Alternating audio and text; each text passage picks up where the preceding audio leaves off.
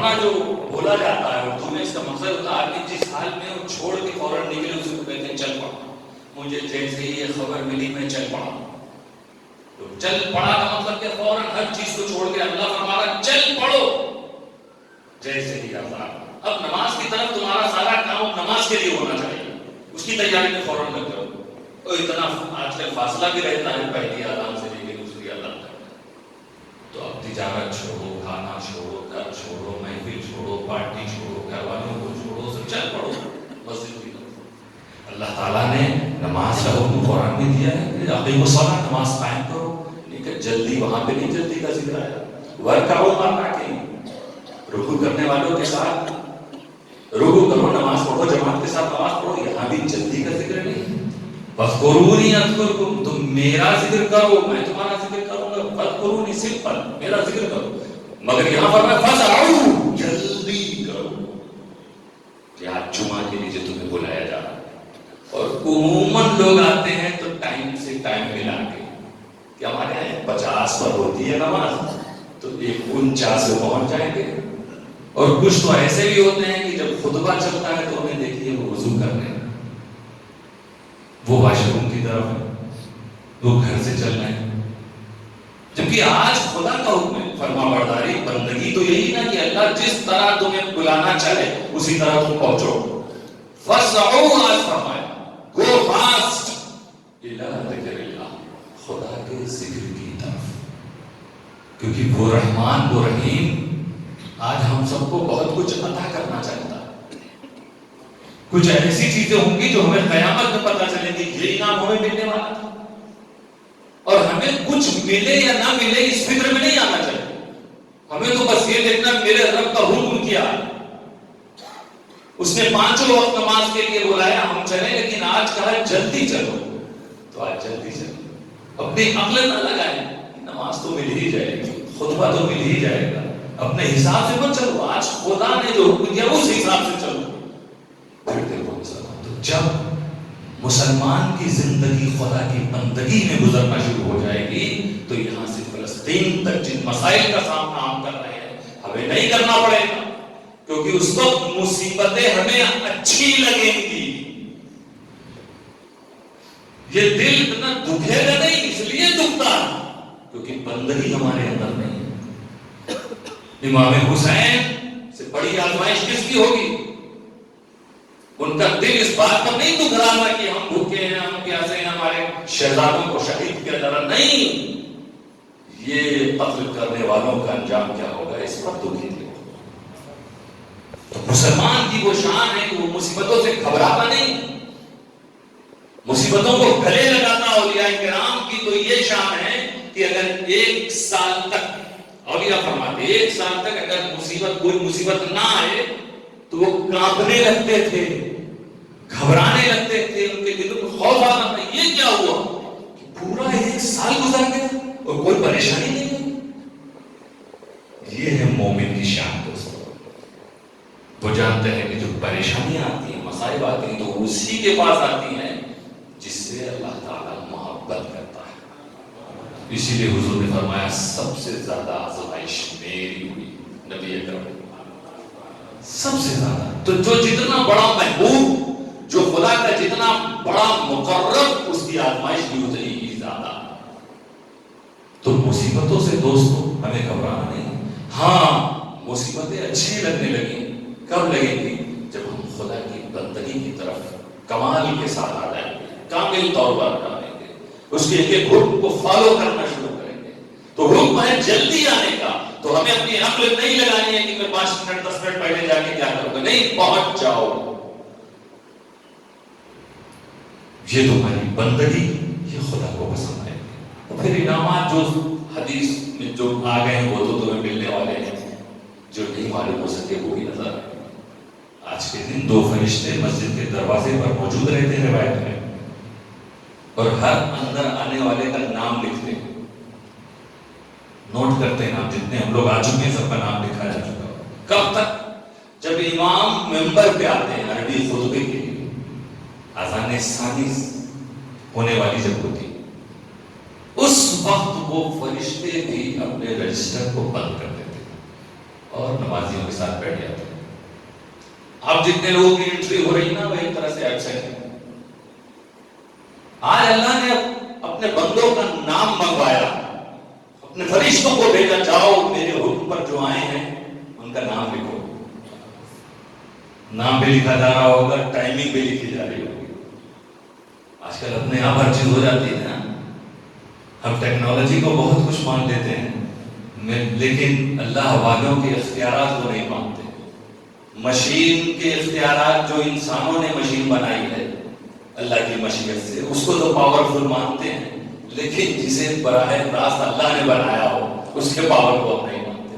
ایسے بھی کچھ لوگ تو فرشتے آ رہے ہیں, نام لکھ رہے ہیں, اور ایک ایک آدمی کا نام انہوں نے نوٹ کیا. بارگاہ الہی میں جائے گا, جب کوئی بادشاہ اپنی رعایا کے نام کی لسٹ کو منگواتا ہے تو رعایا سمجھ جاتی ہے کہ آج بادشاہ کی طرف سے کوئی انعام ملے گا, آج کوئی ایسی اسکیم جاری ہونے والی ہے, اس اسکیم کے تحت جتنے لوگوں کا نام پہنچ رہا ہے انہیں عنایت کی جائے.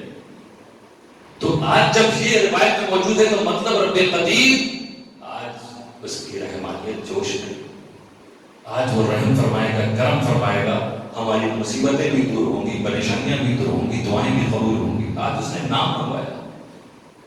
تو یہ جو لوگ اب اس وقت آئے جب امام منبر پہ بیٹھ چکے ہیں تو ان کا نام نوٹ نہیں ہوا. وہ تو اپنی عقل لگا رہے تھے نا کہ ہم تو بالکل ٹائم ٹو ٹائم پہنچ جائیں.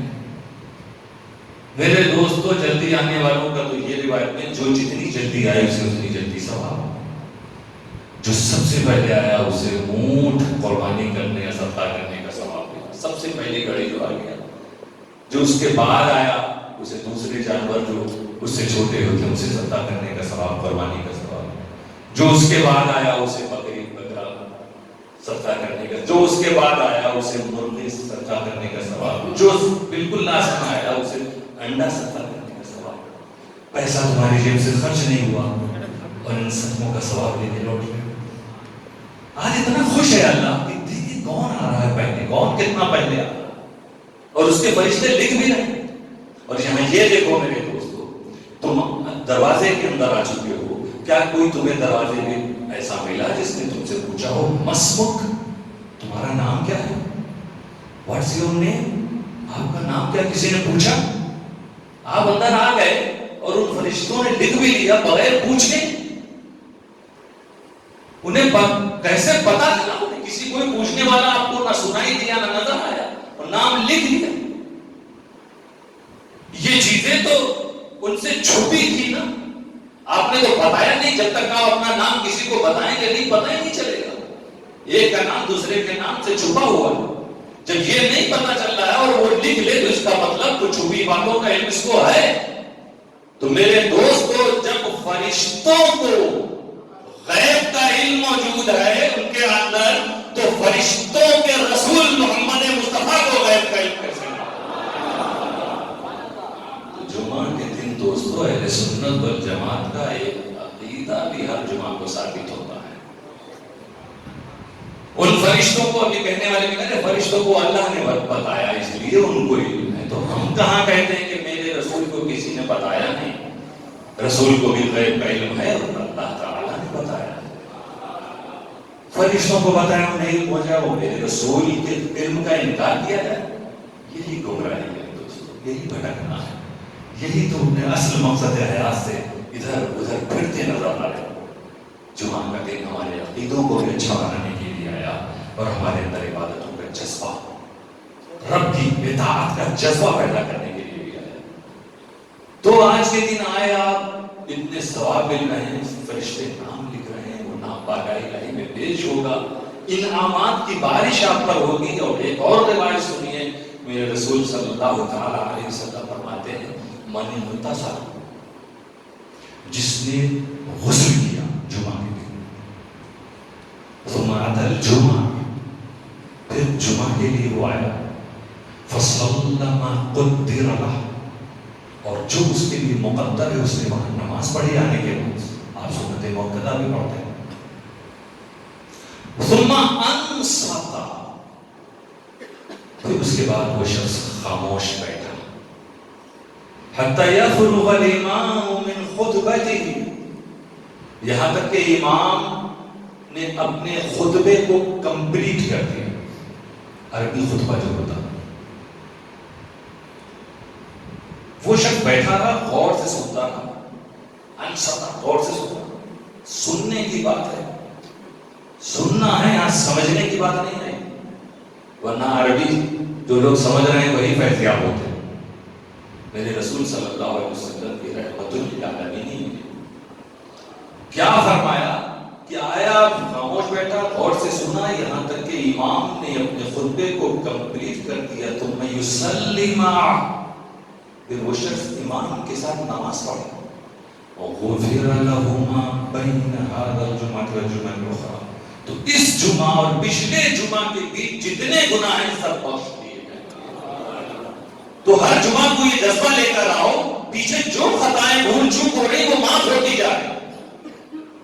میرے دوستو, اور کیا تھا, غور سے سننا اس خطبے کو, کیونکہ رسول کا امتی صرف عرب میں نہیں رہتا, وہ افریقہ میں بھی رہتا ہے, بھارت میں بھی رہتا ہے, بنگلہ دیش میں بھی رہتا ہے, یورپ میں بھی رہتا ہے, جاپان میں بھی رہتا ہے.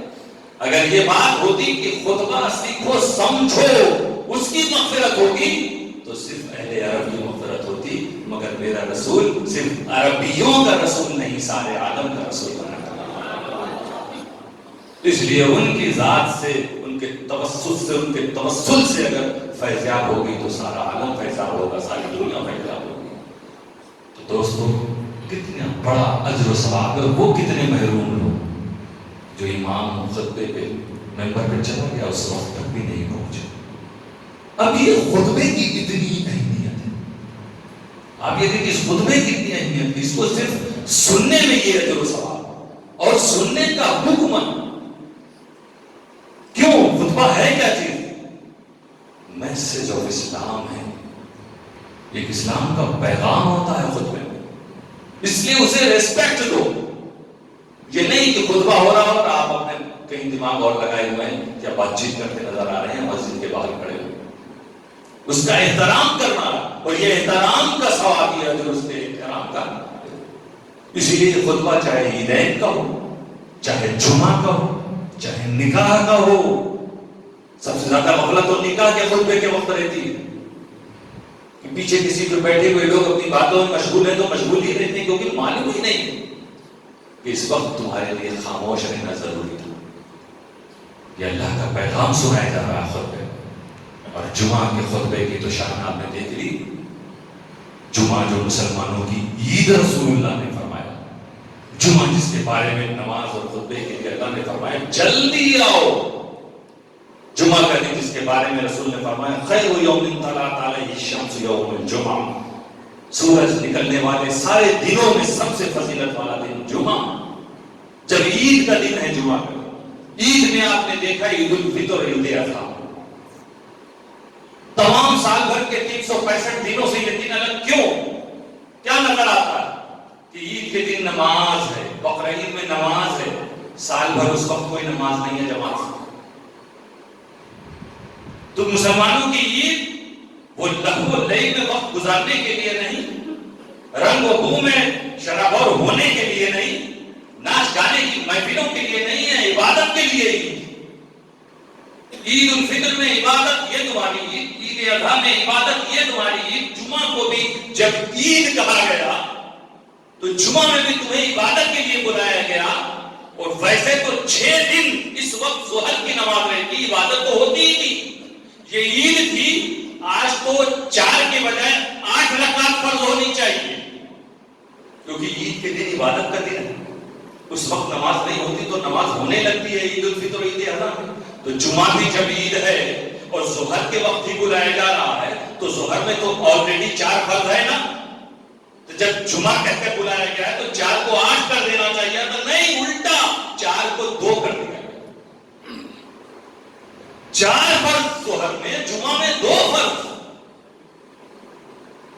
اسی لیے کہا مفسرین نے کہ 2 فرض کی جگہ اور جو 2 اور تھی 2 خطبے ملے, کمی نہیں ہوئی. اسی لیے وہ سارے چیزیں جو نماز کے وقت جس حیت میں آپ رہتے ہیں, خاموشی کے ساتھ رہنا, اللہ سلام, نہ سلام کرنا ہے نماز کی حالت میں, نہ کلام کرنا, وہ ساری چیزیں خطبے کے وقت. تو خطبے کی امپورٹنس کو بتانے کے لیے کہ یہ اتنی اہمیت والی چیز ہے کہ رب قدیر نے آج نماز تمہاری 2 رکعت کر دی ہے، اور 2 رکعت کی جو باقی جگہ وہ خطبہ ہے، وہ اسلام کا پیغام ہے، اسلام کا میسج ہے. اسے سنو سمجھو، اور تمہارے اندر یہ احساس پیدا ہو کہ جب نماز کم کر دی اللہ نے، اپنی بارگاہ کے سجدے کم کر دیے، رکوع کم کر دیے ہیں اسلام کے میسج کے لیے، تو اگر یہ میسج ہمیں سمجھ میں نہیں آتا، ہمیں اردو میں سمجھ میں آتا ہے، تو ہمارے امام اگر جمعہ کے دن 15 منٹ اردو میں خطاب کرتے ہیں تو اسلام کے پیغام کو سننے کے لیے 15 منٹ پہلے ہم پہنچیں گے. یہ جذبہ پیدا ہونا چاہیے، یہ ریسپیکٹ دلائی ہے اسلام نے خطبے میسج کو، تاکہ ہمارے اندر یہ احساس پیدا ہو کہ اسلام میں جب کبھی میسج دیا جائے، خطبہ پیش کیا جائے، اسے سننا چاہیے. ایک طرح سے ٹریننگ ہو سکتی ہے مسلمان کی. میرے رسول صلی اللہ علیہ وسلم فرمایا طلب العلم فریضۃ علی کل مسلم، ہر مسلمان پر علم دین حاصل کرنا فرض ہے. صرف جمعہ کے دن اگر مسلمان یہ سوچ لے اپنی مسجدوں میں آنے سے پہلے کہ 15 منٹ امام صاحب کا خطاب ہو، اور وہی خطاب ہو جو علم حاصل کرنا ہم پر فرض ہے، اسی کے بارے میں کنٹینیو ایک جمعہ کے بعد دوسرے جمعہ صرف 15 منٹ 20 منٹ اگر بیان کریں، تو آپ میں سے ہر ایک آدمی جوان ہوتے ہوتے اس عمر آتے آتے وہ فرائض جو رسول صلی اللہ علیہ وسلم نے فرمایا ہے، وہ علم جن کا حاصل کرنا فرض ہے، جمعہ کے سجدے جب دنیا سے آپ رخصت ہوں گے تو ان علوم کے عالم بن کے رخصت ہوں گے. صرف 15-20 منٹ نکالنا ہے. مولانا حسین اشرفی صاحب خطاب کرتے ہوں گے، اور جب وہ دلچسپی آپ کے اندر دیکھیں گے کہ ان کے اندر علم دین حاصل کرنے کا جذبہ پیدا ہو گیا ہے، تو ان کا ٹاپک وہی ہوگا انشاءاللہ. وہ بھی ویسے ہی کنٹینیو رکھیں گے. تو ان علماء کرام کی قیمتی بیانات کو آپ سنیں. جب آپ کے اندر سننے کا شوق پیدا ہوگا تو جو آپ سننا چاہیں گے وہی آپ کو سنایا جائے گا. جب تک ہم اسلام کو سمجھیں گے نہیں میرے دوستو، خیرکم من تعلم القرآن وعلمہ، میرے رسول نے فرمایا دنیا بھر کا علم حاصل کرتے ہیں، بچپن سے لے کے جوانی تک ہمارے ماں باپ کیا کیا نہیں انتظام کرتے ہیں، اس کالج کے لیے، اس یونی کے لیے، اس انسٹیٹیوشن کے لیے، اس ملک بھیجنا ہے، ادھر جانا ہے، یہ کمپٹیشن میں بیٹھانا ہے، کہیں بہت ڈونیٹ کر کے ہمارے بچے کا ایڈمیشن ہو رہا ہے. سارے علوم حاصل کرنے کے بعد بھی ہم اس مقام تک نہیں پہنچیں گے جس مقام کے بارے میں میرے رسول نے فرمایا تم میں بیسٹ وہ ہے جو قرآن سیکھے اور سکھائے. اس کے لیے ضروری نہیں کہ آپ اپنے بچے کو مدرسے 10 سال کے لیے بھیجیں، نہیں، وہ مدرسہ وہ اللہ تعالیٰ نے جنہیں توفیق عطا فرمائی ہے، جن بندوں کو چنا ہے، وہ جاتے ہیں جنہیں دین کی تبلیغ کرنی ہے، وہ مدرسے میں پڑھتے ہیں، عالم فاضل فقیہ مفتی محقق بن کے نکلتے ہیں. لیکن ہر مسلمان پر علم دین حاصل کرنا جو فرض ہے، علم قرآن کے ان مسائل کو سیکھنا فرض ہے، جسے رسول صلی اللہ علیہ وسلم نے فرمایا اسے سیکھنے کا یہ مت کہنا کہ تمہیں موقع نہیں ملا، تمہیں ہر جمعہ کو اللہ تعالیٰ موقع عطا کرتا ہے. اس لیے جذبہ پیدا کیجیے خود اپنے اندر، اپنے بچوں کے اندر، یہ اس دن کا اس طرح سے استعمال کریں، پھر آپ لوٹیں گے انشاءاللہ تعالیٰ ایک اسلامی زندگی، اسلامی ماحول آپ کے گھروں میں. جب تک ہمارے اندر، ہمارے اپنوں کے بیچ میں، اپنے گھروں میں اسلامی ماحول نہیں آئے گا، یہ اس طرح کے ظلم و بربریت کے ماحول کا سامنا ہمیں کرنا پڑے گا. ہم اسی طرح بے بس نظر آئیں گے میرے دوستوں. ورنہ ہمارے اندر تو وہ لوگ بھی تھے نا، وہ بھی تو ہمارے رہنما تھے، وہ سردار تھے، وہ بھی تو مومنین تھے، رسول کے امتی تھے، وہ کم تھے مگر جدھر نکلتے تھے میرے دوستوں دنیا ان کے آگے جھکتی نظر آتی تھی. دشت تو دشت ہے، دریا بھی نہ چھوڑے ہم نے، پہلے ظلمان میں دوڑا دیے گھوڑے ہم نے. یہ کون لوگ تھے؟ اور آج اتنی بڑی تعداد میں دنیا بھر میں مسلمان ہیں. فلسطین کے مظلوم بے بس بنا سب کے لیے شرم کی بات ہے. رب قدیر ان مظلومین کو ہمت و صبر عطا فرمائے.